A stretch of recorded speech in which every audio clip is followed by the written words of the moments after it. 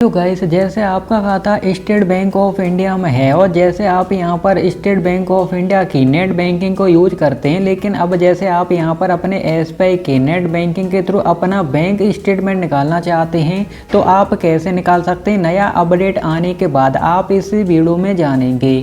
तो आपको क्या करना है, आपको यहाँ पर सबसे पहले एसबीआई की नेट बैंकिंग में लॉगिन कर लेना है, रजिस्ट्रेशन कर लेना है। अब जैसे आप एसबीआई की नेट बैंकिंग में लॉगिन कर लेंगे, रजिस्ट्रेशन कर लेंगे, तो अब आपको यहाँ पर एसबीआई की नेट बैंकिंग का नया इंटरफेस देखने को मिलता है, क्योंकि इसका भी नया अपडेट आ चुका है। अभी जैसे हम नेट बैंकिंग के थ्रू अपना ही बैंक स्टेटमेंट निकालना चाहते हैं तो हमको यहाँ पर क्या करना है, जैसे हमको यहाँ पर ट्रांजैक्शंस का ऑप्शन दिया जाता है, तो जैसे अपना बैंक स्टेटमेंट निकालना चाहते हैं तो आपको ट्रांजैक्शंस वाले ऑप्शन पर क्लिक करना होगा। अब जैसे ही हमने ट्रांजैक्शंस वाले ऑप्शन पर क्लिक किया तो जैसे आप यहाँ पर देख सकते हैं हमने जो भी ट्रांजैक्शन किए हैं, यानी जो भी हमारे ट्रांजैक्शन है वह हमको यहाँ पर देखने को मिल जाते हैं। लेकिन हमको यहाँ पर अपना स्टेटमेंट निकालना है तो हम यहाँ पर थोड़ा स्लाइड करेंगे तो हमको यहाँ पर स्टेटमेंट्स का ऑप्शन दिया जाता है। हमको यहाँ पर स्टेटमेंट वाले ऑप्शन पर क्लिक करना होता है। जैसे हमने स्टेटमेंट वाले ऑप्शन पर क्लिक किया तो अब यहाँ पर हमको क्या करना है, आपको यहाँ पर सिलेक्ट ड्यूरेशन वाला ऑप्शन सेलेक्ट करना है और आपको ड्यूरेशन वाले एरो पर क्लिक करना है। अब आप यहाँ पर जैसे करंट मंथ, यानी अभी जो महीना चल रहा है इसी महीने का स्टेटमेंट निकालना चाहते हैं, करंट मंथ पर क्लिक करेंगे।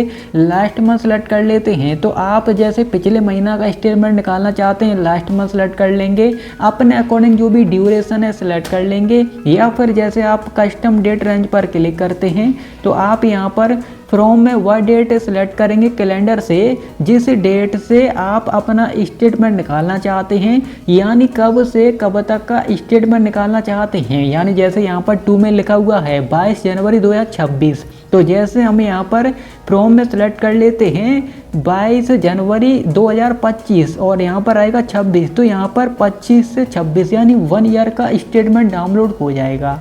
तो आप अपने अकॉर्डिंग ड्यूरेशन सेलेक्ट कर लें।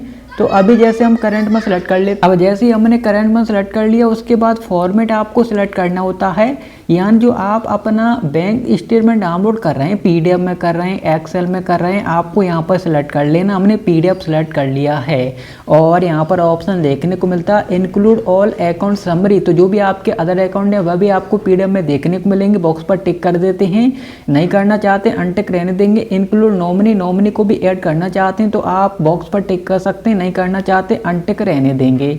अब यहाँ पर ईमेल और डाउनलोड का ऑप्शन आ चुका है, तो अब जैसे हम यहाँ पर अपना बैंक स्टेटमेंट ईमेल पर भी मंगा सकते हैं या फिर डाउनलोड भी कर सकते हैं अपने इसी मोबाइल में। तो जैसे हम डाउनलोड पर क्लिक कर देते हैं, डाउनलोड पर क्लिक करने के बाद आप यहाँ पर दे सकते हैं नो ट्रांजैक्शन का हमको यहाँ पर देखने को मिला। ओके, तो जैसे हमको यहाँ पर क्या करना है, जैसे हमने इस महीने कोई ट्रांजैक्शन नहीं की है इसी वजह से हमको वह देखने को मिला, तो जैसे लास्ट 3 में सेलेक्ट कर लेते हैं, उसके बाद डाउनलोड पर क्लिक करते हैं। तो जैसे आप यहाँ पर दे सकते हैं हमारा जो स्टेटमेंट है डाउनलोड हो चुका है पीडीएफ में और यहाँ पर पीडीएफ फाइल ओपन करने वाला ऑप्शन आ चुका है। अब यहाँ पर पीडीएफ फाइल ओपन करने से पहले हमको यहाँ पर एक पासवर्ड एंटर करना होता है, यानी जो भी पीडीएफ फाइल रहता है पासवर्ड प्रोटेक्टेड रहता है। अब यहाँ पर हमारे पीडीएफ फाइल का पासवर्ड क्या रहता है, तो हम यहाँ पर वीडियो बना चुके हैं, वीडियो एंड स्क्रीन पर देखने को मिल रहा होगा, तो आप दे सकते हैं। उसके बाद आप अपने पीडीएफ फाइल को ओपन कर सकते हैं।